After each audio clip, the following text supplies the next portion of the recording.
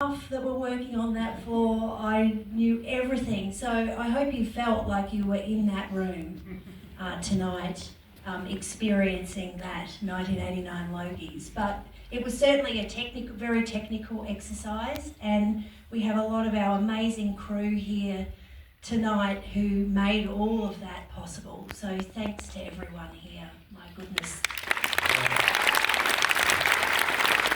Well, I mean, it's obviously easy to type "we're in the 1989 Logies," but as soon as Emma started, she laid down the ambition that I need to be able to cut from the actual archive straight into our dramatic recreation. And I'm so glad she did, but also, I mean, that obviously was a massive challenge for production design, costume, makeup, Earl, the whole camera department.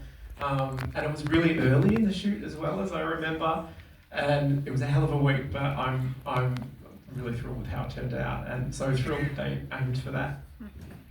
And filmed in the actual room. Yes.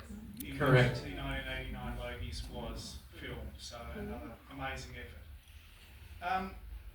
The tagline we're using for this season is "End of an Era," which of course we're at the end of the 1980s, but I think for all of us assembled as well, it's the end of 3 seasons, so it's a bit of an end of the era. I want to go back. Joe Werner very kindly introduced a spec script that arrived on the desk at the ABC many, many years ago, 9 years ago it arrived.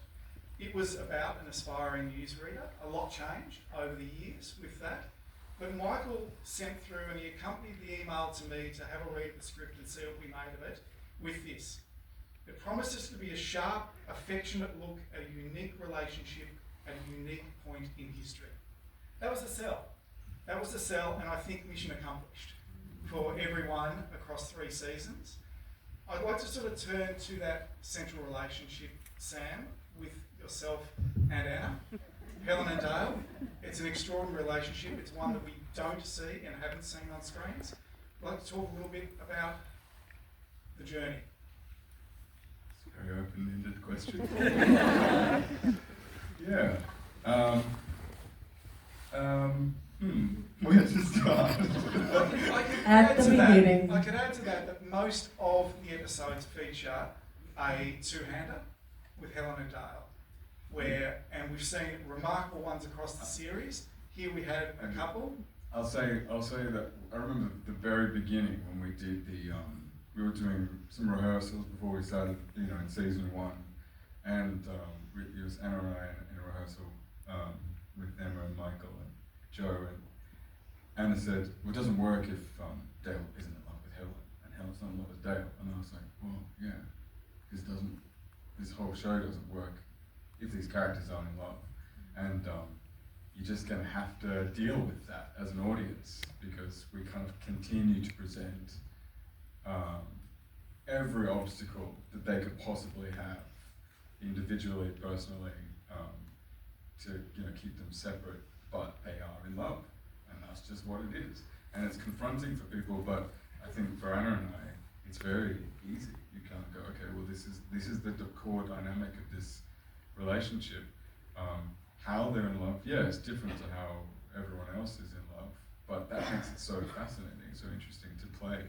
And yeah, it's when they're in love with their work, but the work is the thing that destroys them, and the only thing that keeps them from being destroyed is each other. It's like a really cool kind of cacophony of chaos, which means that by the time we get to season 3, you can just improvise scenes. You can just make it up, because and obviously it's not all improvised. Michael writes. but we can all stand there together and shoot a scene. That is like, okay, we've worked out this kind of weird tempest of a relationship, and it's interesting to watch. It's interesting to play. It's interesting to do. That was good. Stephen, let's talk about Rob Rickards. He's a VFL premiership player in 1966, where the Saints snuck over by 1 point over Collingwood. Good game. Sports reporter, dad to be. But sometimes I watch Rob and I wonder whether he's going to come unstuck. whether he's quite got the measure of Nolene and whether he's quite got the measure of the world around him. I get a feeling perhaps this season